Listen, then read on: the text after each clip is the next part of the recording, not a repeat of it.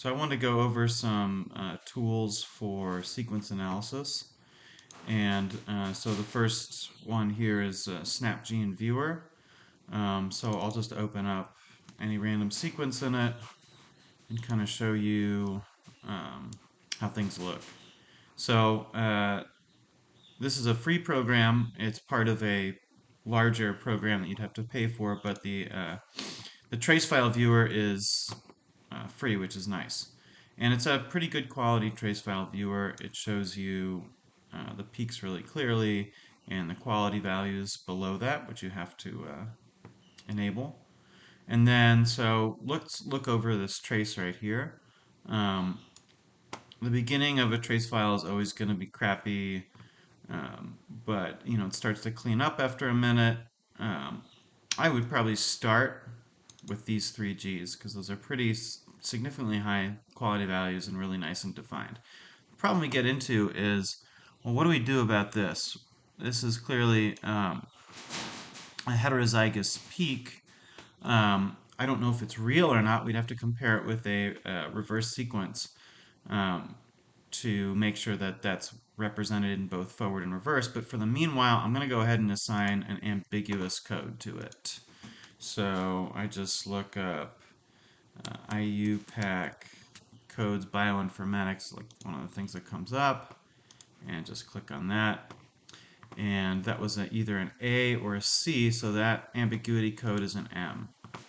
I think it's really, really important to make sure that we represent ambiguous bases in our sequences so that if other people come across them, they can, have sort of taxonomically useful data, or at least population data.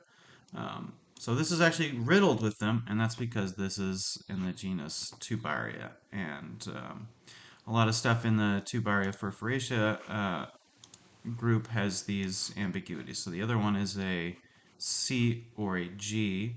That's an unusual one. The code for that is S.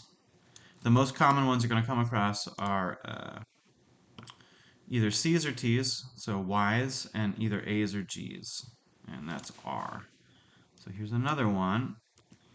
Um, Now these could be totally artifacts of sequencing, and I really won't know for sure until I contig this.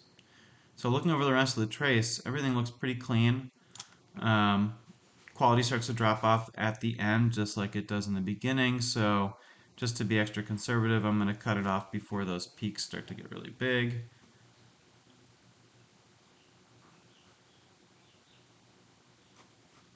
I'm going to copy up until it looks like nice and clean.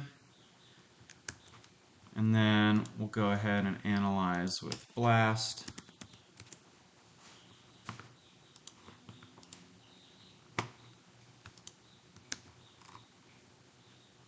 Show results in a new window. And then for algorithm parameters, always good to start off with 250.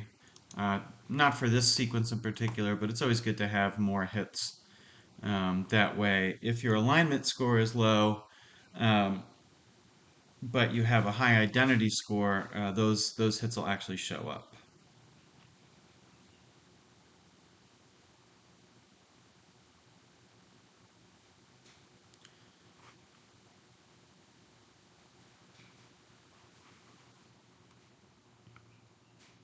Blast search is taking a little bit longer than they typically do. I'm going to go ahead and cut this video off.